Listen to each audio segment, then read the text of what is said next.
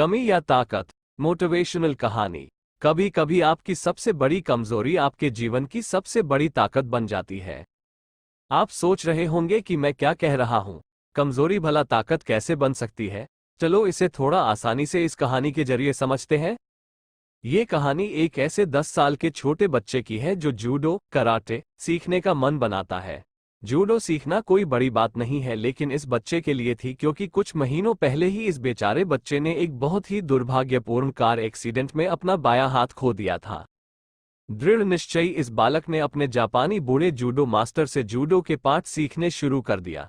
बच्चा मास्टर के सिखाए पाठ को बड़े ही अच्छे से समझता, प्रैक्टिस करता और उनकी कही हर बात का ध्यान रखता, लेकिन फिर भी उसे ये समझ में नहीं आता था कि क्यों पिछले कई महीनों से मास्टर उसे सिर्फ एक मूव ही सिखाए जा रहे थे। एक दिन बच्चे ने अपने मास्टर से पूछ ही लिया, मास्टर क्या आपको नहीं लगता कि मुझे और भी अलग अलग मूव सीखने चाहिए? मास्टर बोला, तुम इस मूव को अच्छे से सीख चुके हो और तुम्हें इसे और भी ज्यादा अच्छे से सीखना चाहिए। लड़का अपने मास्टर की बात को ठीक से समझ नहीं पाया, लेकिन फिर भी उसे अपने मास्टर पर भरोसा था, इसलिए उसने मास्टर की बात का मान रखते हुए प्रैक्टिस जारी रखी। कुछ महीने और बीत गए और एक दिन मास्टर अपने उस छोटे से स्टूडेंट को एक प्रतियोगिता में हिस्सा लेने के लिए ले गया, और आश्चर्यजनक रूप से पहली 2 मैचेस वो लड़का बड़ी आसानी से जीत गया। तीसरी मैच बेशक ज्यादा कठिन होने वाली थी, लेकिन तीसरी मैच में उसका प्रतिद्वंदी अपना धीरज खो देता है और ये लड़का अपना वही मूव आजमाता है जिसका उसने कई महीनों से लगातार प्रशिक्षण किया था। लड़का खुद भी अपनी कामयाबी से आश्चर्यचकित रह जाता है। सबको हराने के बाद आखिरकार लड़का फाइनल्स में पहुंच जाता है। फाइनल में लड़के के अपोजिट जो प्रतिद्वंदी था वह उससे कई बड़ा ज्यादा ताकतवर और ज्यादा अनुभवी मालूम होता था। वो लड़का बेमिसाल लग रहा था। मैच शुरू हुई और छोटा लड़का काफी मार खाने लगा। कहीं वो छोटा लड़का ज्यादा इंजर्ड ना हो जाए, ये सोचकर रेफरी बीच में आया और उसने थोड़ी देर के लिए मैच रोक दी। रेफरी शायद पूरी तरह से मैच को खत्म करार दे देता, लेकिन तभी मास्टर ने उसे ऐसा करने से मना किया और बोला कि इस मैच को जारी रखो। मैच फिर से शुरू हुई। कुछ देर बाद प्रतिद्वंदी ने एक गलती की और उस छोटे लड़के ने उसी गलती का फायदा उठाते हुए अपना वही मूव उस पर इस्तेमाल कर दिया जो वह अब तक करके जीतता आया था।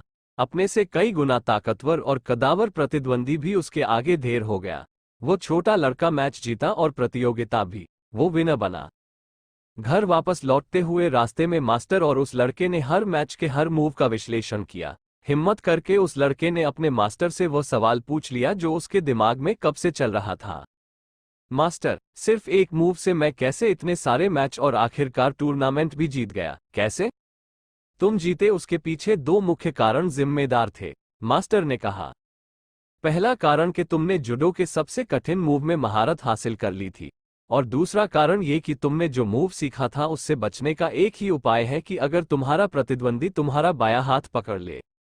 मास्टर ने जानबूझकर अपने शिष्य को इतने महीनों तक ऐसे मूव में महारत हासिल कराई जिसमें उसकी कमी ही उसकी ताकत बन गई।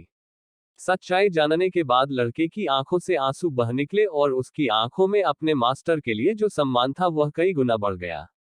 कहानी की सीख। छोटे लड़के से हम सीख सकते हैं कि जीवन की कोई भी कमी आपको आगे बढ़ने से नहीं रोक सकती, लेकिन इस बात पहले आपको मानना होगा, फिर दुनिया मानेगी। मास्टर से हम सीख सकते हैं, दृष्टिकोण बड़ा ही महत्वपूर्ण होता है।